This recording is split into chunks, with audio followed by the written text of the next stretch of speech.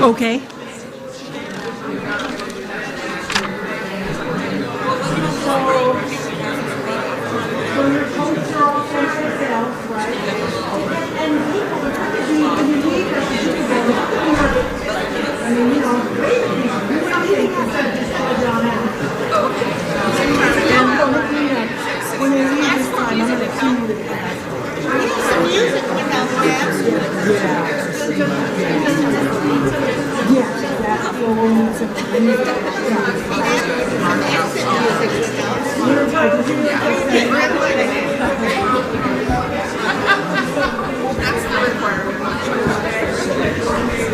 Hi, Pam.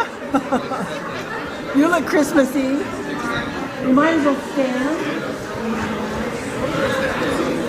And people, this we will have no more rehearsals till January. So the first Thursday in January, I'll see you back. Okay. Ready? Well, there's buzzing in the back, and there's a little buzzing in the front, and we will be singing a Christmas song up here, and I hope you'll join us. Okay.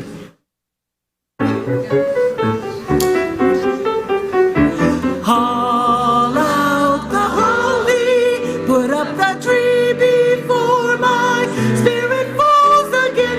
I'll fill up the stockings. I may be rushing things, but deck the halls again now. For we need a little Christmas right this very minute.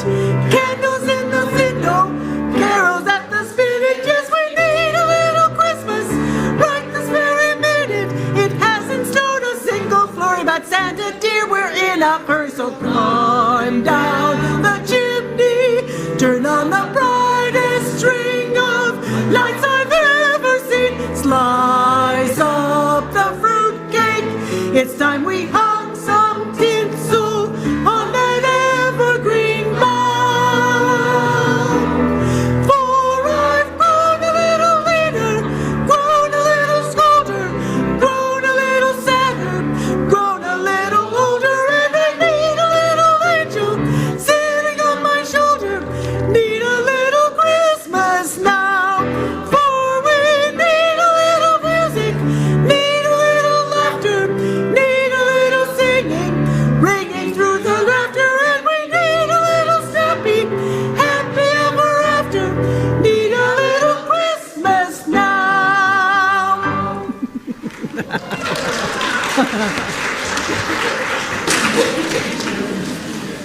Thank you so much. Good start this morning. And good morning. Welcome to the Unitarian Universalist Church of Spokane, where our mission is to join together to create a nourishing, liberal religious home and to champion justice, diversity, and environmental stewardship in our wider world, or in short, to create community, find meaning, and work for justice. Great to see all of you here this morning. Always wonderful to be able to embrace all that you bring with you to this space, all of your unique beliefs, your background, your lifestyle, your experiences, all that make you who you are is embraced here today. So we're glad to have you. And this is so, of course, for those who hear us say this is part of our usual Sunday ritual, as well as those who might be even hearing it for the first time this morning. And it also, of course, includes those of you who are streaming with us today as well. We're always grateful to know that you are with us. So welcome to all of you. Before we greet one another, I did want to point out that our unity candle is lit again at the front of our church, which in our community is a sign that one of our members has passed away. I told you last week about Doug Grafe, who had entered hospice care. He passed away early this week, so we remember him fondly and think of his family and, of course, all of his friends who are now grieving his loss.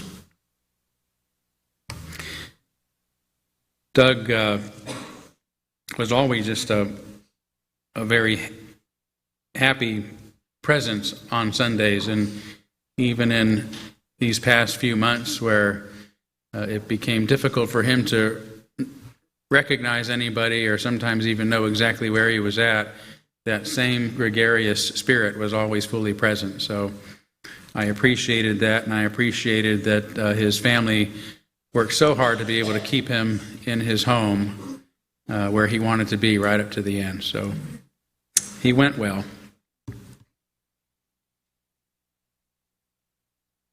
Of course, we're having our holiday craft fair again this Sunday. It's kind of competing with the service, but I appreciate that you eventually came in. You get to go back after our service during social hour, so please do check that out. And also wanted to take just a minute to thank everyone for the tremendous show of generosity last Sunday for those who were able to contribute to our Bite to Go holiday food drive. That was a fundraising event we expected to take place over the past couple of weeks, including today, but you were so generous that we were able to exceed our goal just last Sunday alone of more than $650, which means there's going to be about 25 kids from Balboa Elementary who are going to be able to have the meals that they need during this holiday break. So thank you so much for your generosity, and to everyone who organized that important event for us. So let's take a few moments to greet one another. As always, I hope you'll say hi to those that you look forward to seeing each Sunday. I hope you'll make some new friends today. And if you're joining us more recently, please don't be shy.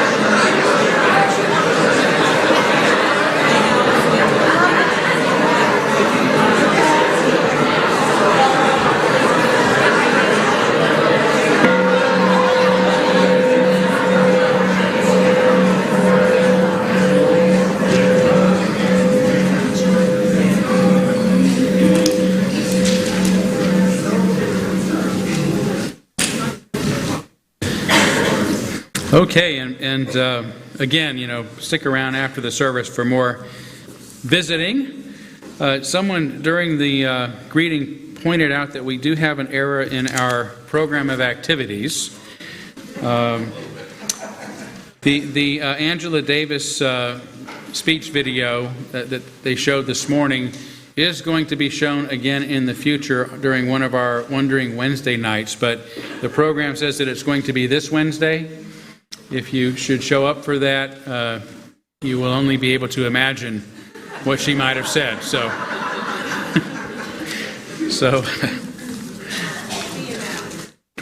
to be announced. Thank you. So thanks for pointing that out. So yes, let's of course begin the formal part of our service by lighting our chalice, the symbol of our faith, the symbol of our unity and our solidarity, of our openness and our inclusion, of our community and our individual uniqueness. May this small flame be our offering of warmth to those who are cold and alone, and a light to those in darkness. May it be a flame that ignites justice in our world. and a beacon of hope to those in need, and may it reflect at least a spark of truth wherever truth has been lost, and cast a healthy shadow of doubt wherever it's been found.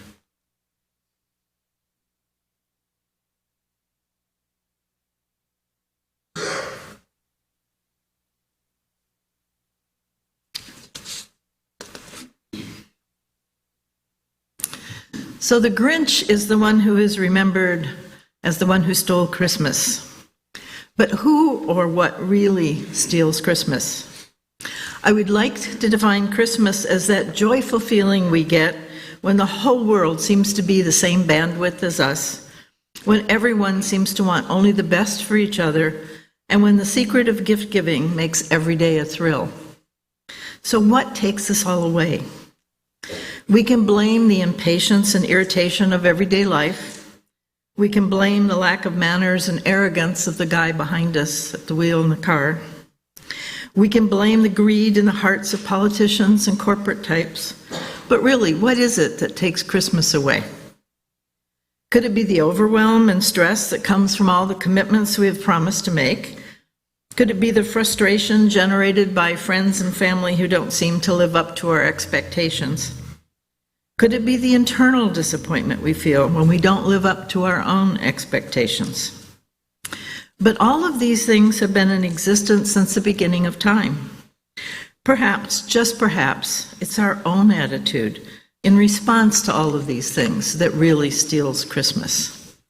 Can it be that keeping the spirit of Christmas is much more in our own control than we often think?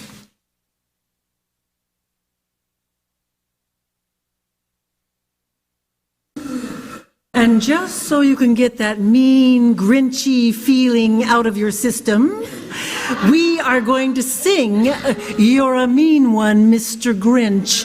And we're going to do it the slow, almost bump and grind, Mae West kind of thing, because that's what the original 1966 version was. So don't, you can just forget about Jim Carrey, okay? So please stand as you're willing and able. And 1, 2, 3, 4. Do, do, do, do, do.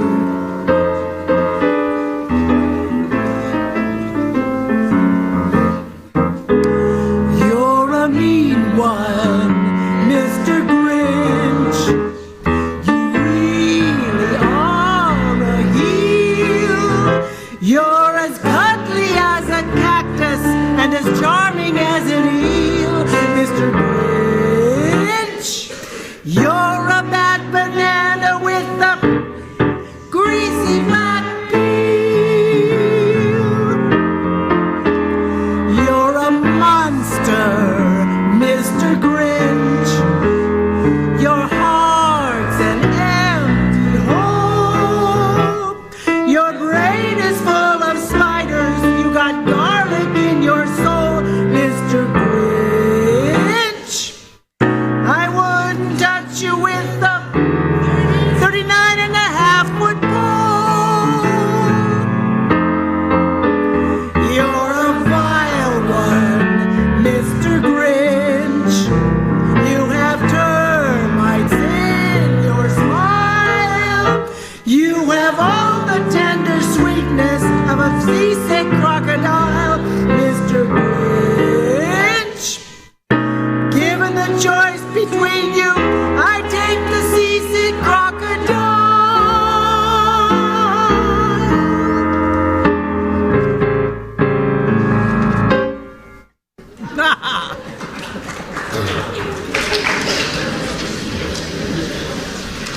Great, and this is time for our story for all ages.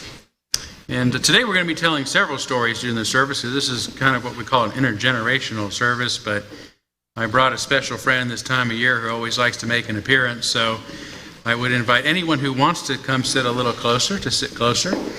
And we've reserved these front rows just for our special young folks who are in the service today. But you can sit on the floor or the chairs wherever you want to sit today, okay? And I brought a friend, I always do.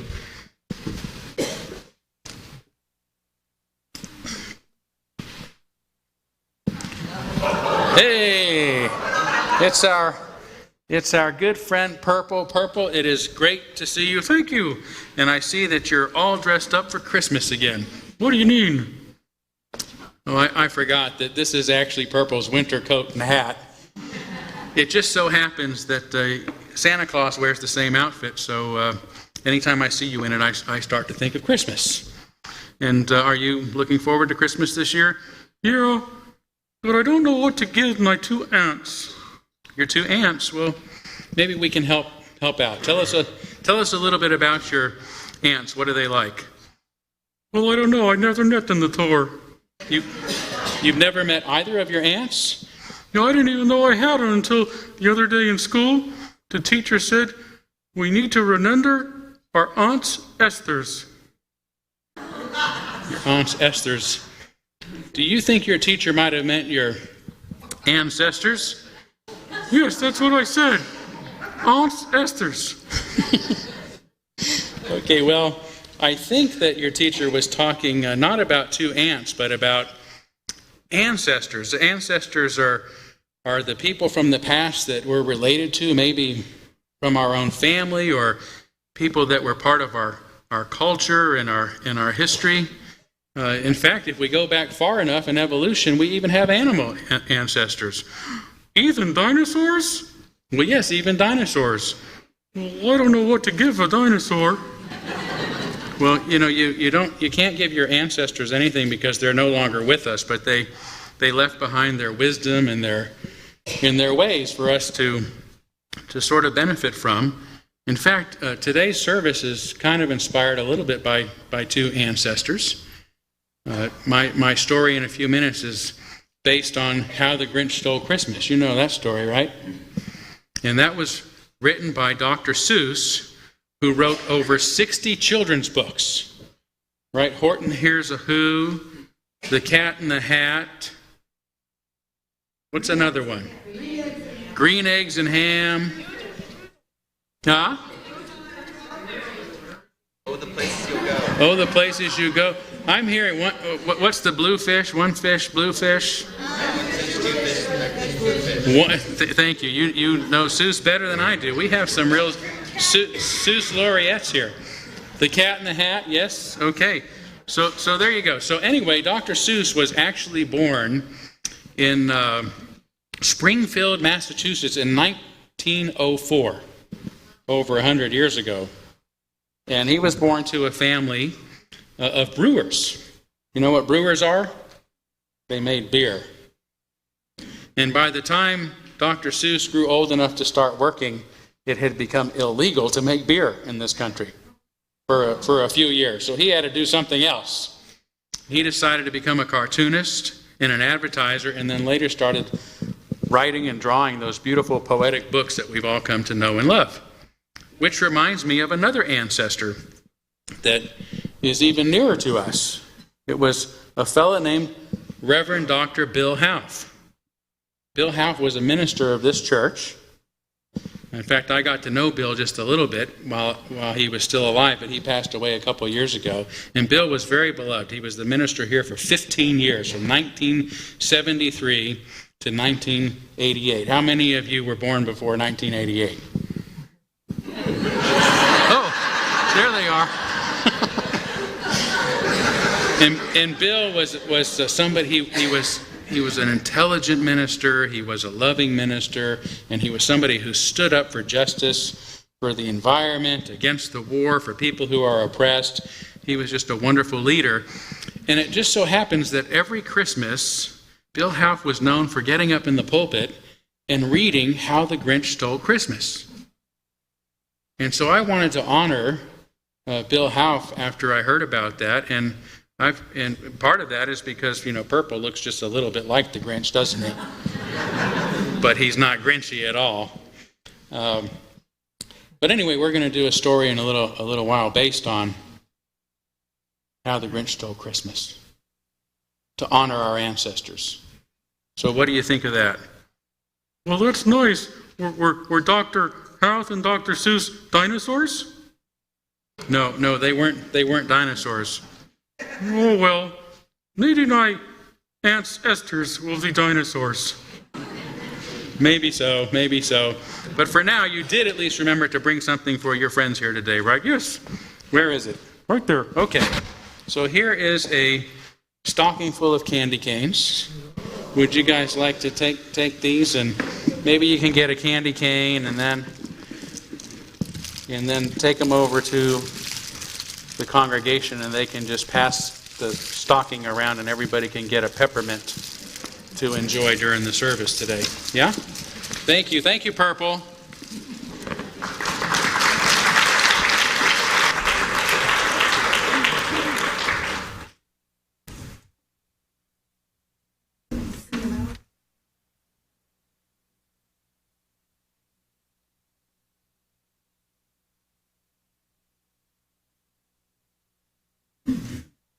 So now's the time for our offering. So what makes our ministry in your life and at the world at large possible is your generosity. And if this ministry speaks to you, we invite you to give generously.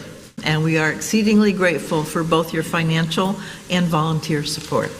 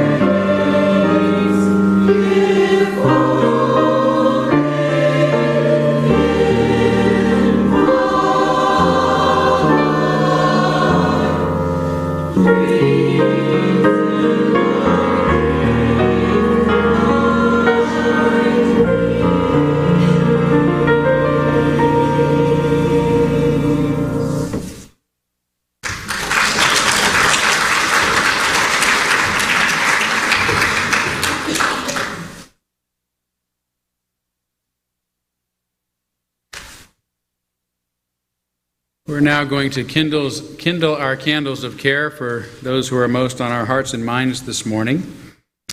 And I didn't get any specific requests, but again, I think we'll light a candle on behalf of Doug Graves' family and all of his friends who are missing him today. And I think one for the people of California who are suffering from those devastating fires, and certainly the people of Palestine who are wondering what the heck is going on in the world this week, and so many others. So let's take a moment of silence on behalf of them, as well as some who might specifically be on your mind. And as always, you'd be welcome to name them aloud at this time if you'd like.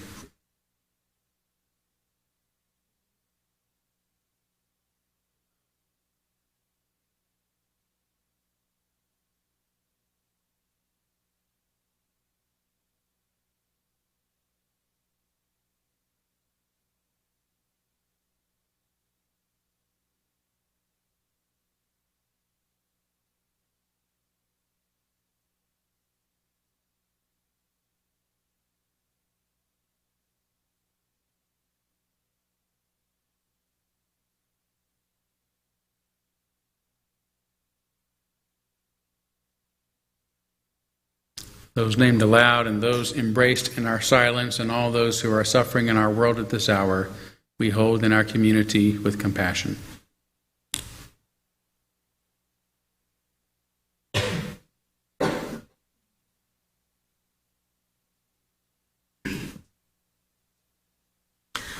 It's now time for a brief few minutes of meditation, so be comfortable, sit up, breathe deeply,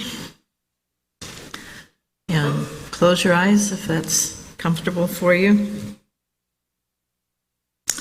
At this time of the year, family and community seem to take precedence. At this time, reflect on your need for silence and alone time. We often forget that both company and solitude are needed for a healthy and balanced life. So take a few moments to notice what that balance is for you and how well are you managing it.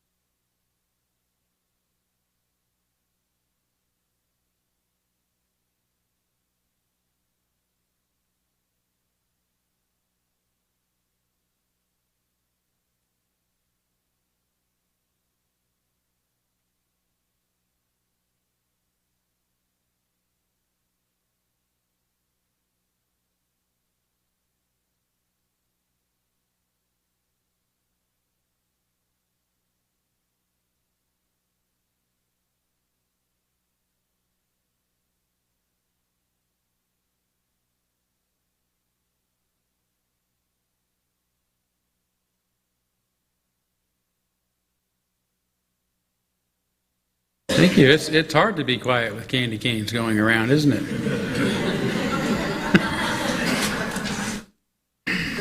And by the way, I have more candy canes here, so if you don't get one, I'll bring them out after the service, and you can pick one up as we greet each other. Since my sermon is a story today, and it's a little shorter than most of my sermons, I'm going to do a reading that's a little longer, not much longer, but a little longer than usual, which is also a bit of a story. It's the response to a little girl who once wrote an editor asking the question, if Santa Claus actually exists. You heard of this? Yes, Virginia, there is a Santa Claus. And it's kind of an interesting, special story for me, because the first time that Peggy and I ever visited a Unitarian Universalist church was on a very cold Sunday near Christmas back in probably 1989.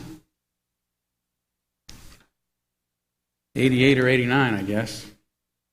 Must have been 89. Yeah.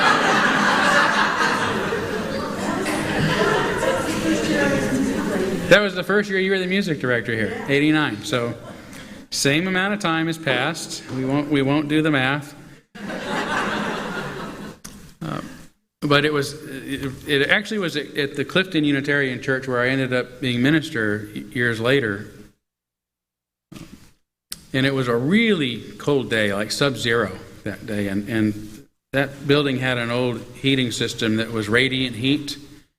And it just, when it's that cold out, it just didn't have enough power to heat up the sanctuary.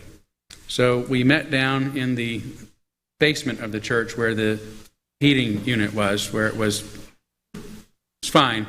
There was probably 15, 20 people there because it was such a cold day. And the minister was a retired Presbyterian minister who had become a Unitarian. And he was doing a sermon on, yes, Virginia, there is a Santa Claus. It was a great sermon. It was heartwarming, and he made some really good points. And this, again, was our first time ever in a Unitarian church. And we left talking about having this unusual experience, the first experience ever where somebody was saying something inspirational to us that wasn't based on the Bible as its source. And really was the first crack in the door that allowed us to recognize that there are other sources of inspiration out there. And so here we are today. And we're glad you are. Thank you. I'm glad we are too. So the person who responded to this letter was a newsman with the New York Sun named Francis Church. And here's the letter that he responded to. Dear editor, I am 8 years old. Some of my little friends say there is no Santa Claus. Papa says, if you see it in the sun, it's so. Please tell me the truth. Is there a Santa Claus? Virginia O'Hanlon, 115 West 95th Street. I probably shouldn't have given the address on the stream. Sorry about that.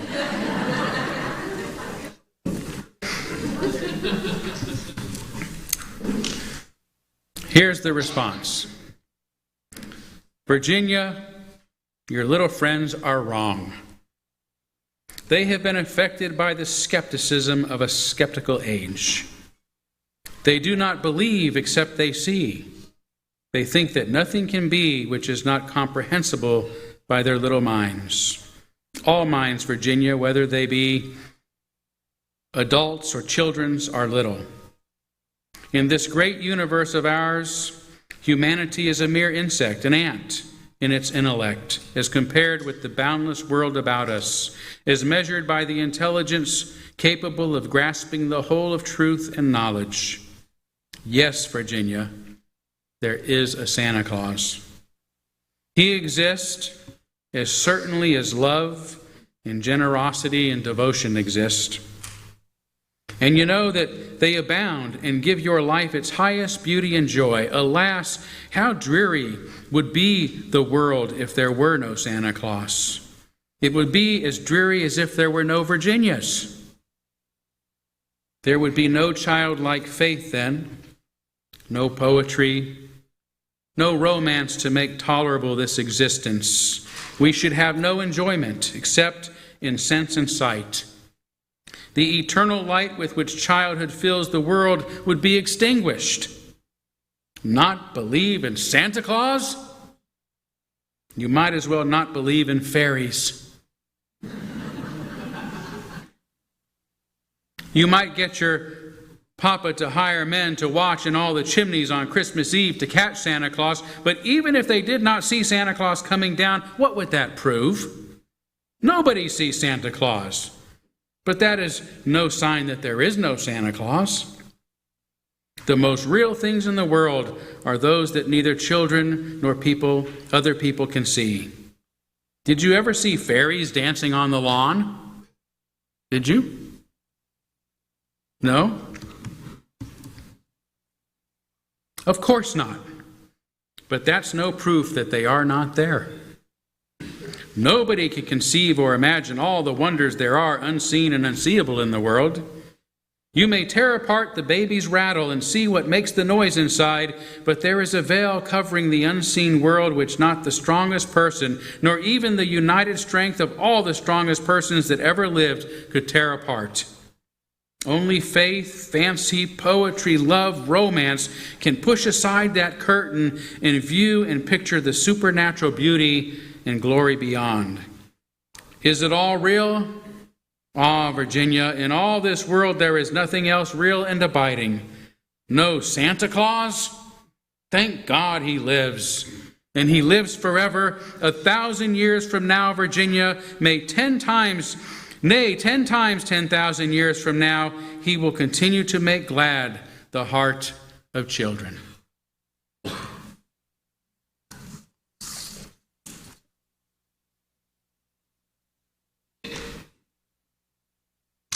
We're going to sing you a little medley now, and it's bell carols, so see if you can name them in your own mind as they go past.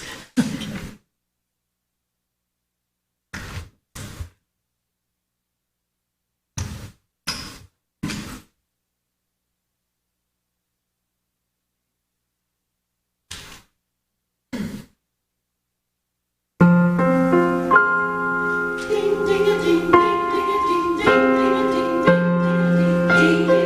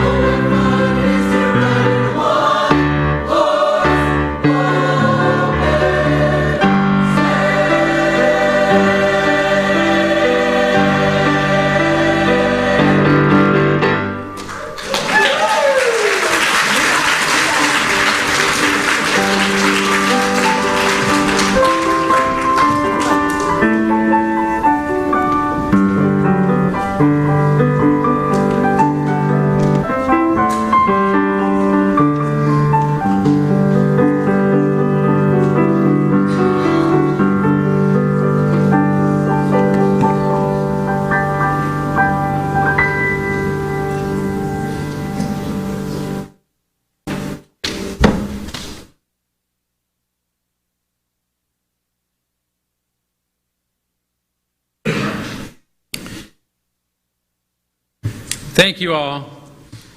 You guys sounded great and you looked spectacular today.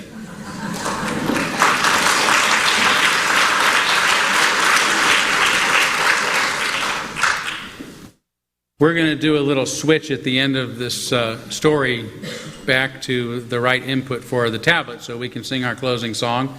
Might be a little rough in the interchange, but we can handle that. So just so you know. This is a story that I wrote a couple of years ago, and it was shortly after the passing of the legendary folk singer Pete Seeger. And I dedicated it to Pete Seeger because he was someone who believed that we can change the world with a song. And so I want to rededicate it to his memory because Pete really encouraged people to take some of those traditional folk songs and rework them, to use them for their purposes and their time. And I like to do that with things that inspire me, to make them my own. Probably not legal, but I like to. But I also think, as you'll notice when we get into the story, that it's also appropriate to dedicate this story to this week in particular, the people of Palestine, as well as to the people of South America and anyone who is blocked from where they have a right to be due to artificial constructs or physical constructs.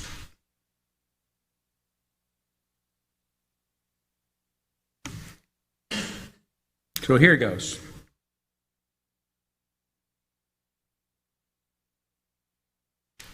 You've heard of the Who down in Whoville, no doubt, and of the Grinch who stole Christmas, you know all about. How he dressed up like Santa to steal everything, 'cause he hated to hear the Who feast and to sing. So he slipped down their chimneys and took all their loot. Then, quick as a snake, he went up the same route. He took trees, toys, and grub, leaving hardly a crumb. Too small for a mouse, that rotten old bum. He thought the day ruined by his deceit and his lies, but come Christmas morning, it was the Grinch's surprise to hear the Who singing, without a boo-hoo, not even the littlest Cindy Lou Who. It said in that moment, his head turned around, and his heart grew 3 sizes because of the sound. And he brought back the toys and the food for the feast, and he himself, the Grinch, carved the roast beast. That's the story you've heard, though not word for word, about how a Grinch found a grin when he let the song in. But what happened next has never been told, about an army of Grinches who wanted Who gold. They marched on the city and called it their own. They took the Who stockings and took the Who homes. Then they put up a fence to keep the Who out and passed lots of rules that made the Who pout. The Who couldn't figure out what they'd done wrong except for just being Who and singing Who songs. So the Grinches explained, it's because Who are you, and you are not us, and with those who aren't, there's not much to discuss. That's when Grandmother Who had a brilliant idea. Let's sing our Who songs for the Grinches to hear. Then they'll know who we are and that they are like us, that Grinches and Who have much to discuss. But the Grinches had outlawed Who singing for good and anything else for which the Who stood. No matter how young, no matter how old, the Who ways were banned and strictly controlled. Outside the wall, the Who went without mention. So they made lots of noise, noise, noise, noise to get the Grinch's attention. Who are you, the Grinches replied, and you are not us, so what's to discuss? Kept from their village, locked out of their homes, the Who without Whoville had no place to sack. So they climbed up the mountain to the cave of the Grinch who stole Christmas and then gave it back. They told him their story, as blue as was true. Then some of them boo-hooed, even little Cindy Lou Who. There's no need to worry, my sweet little tot. I know those old Grinches, and I've got a plot. Still wearing his red coat, white fur on its edge, he called his dog Max and readied his sledge. Down into Grinchville he rode quick and sure, then snuck into the houses like he'd done before. He took every last morsel and every last stick. He blew out the candles and pilfered their wicks. When a mouse went for the crumb that he left on the floor, he even lifted the rodent before taking the door. It took him all night, but he got his work done while the Grinches were sleeping. Yes, every last one. He packed up his sled with a sack big as 10 houses. Then he pushed and he pulled with some help from the mouses.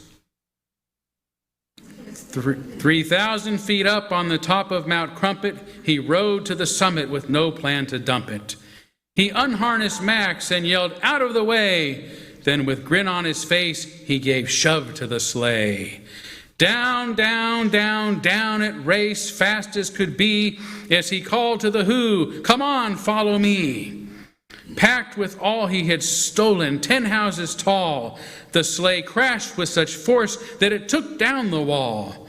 The Grinch and the Who rushed in through the hole, but the Grinches corralled them in no time at all.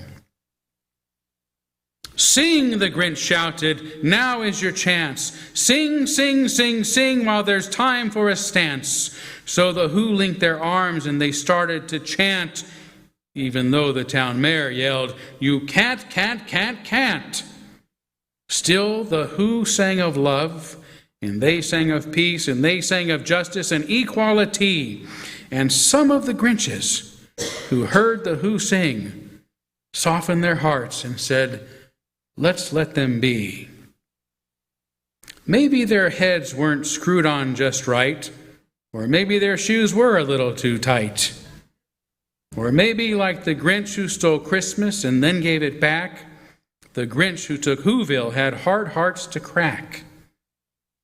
But the moment the Who started to sing, the Grinch felt something new, just the tiniest thing.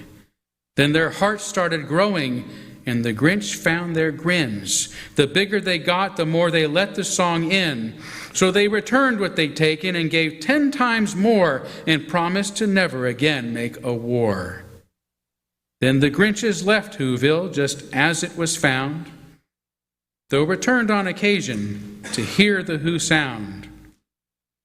As for the Grinch who stole Christmas and then gave it back, he moved into Whoville and gave up his pack, filling his days with their songs and their laughter, while all the Who down in Whoville lived happily thereafter.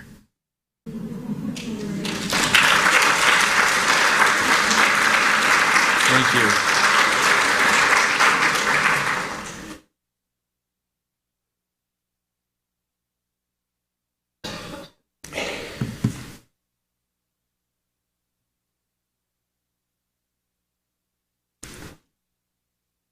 And now it's time for us to get up and hear this Whoville and sing too. So we're going to sing number 248, "Oh, We Believe in Christmas."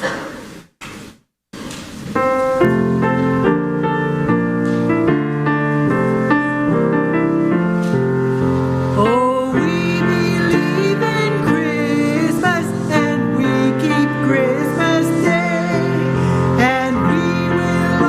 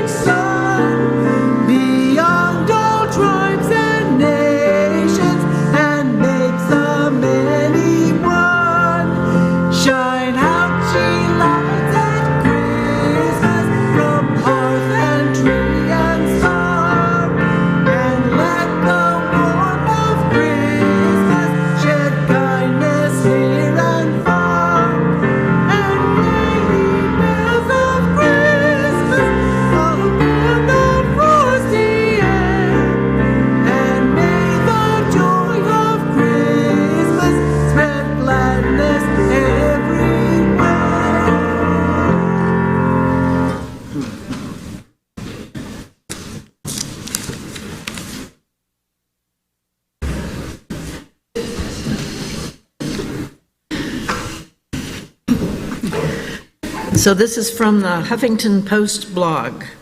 Before there were selfies, twerking, and Lord, there was one clear creator of word. We rely year-round on Dr. Seuss's wisdom and reason, especially the Grinch for the holiday season. Let's remember his story as Christmas draws near, and perhaps we too will grow our hearts 3 sizes this year. Blessed be, salam alaikum, shalom, and namaste.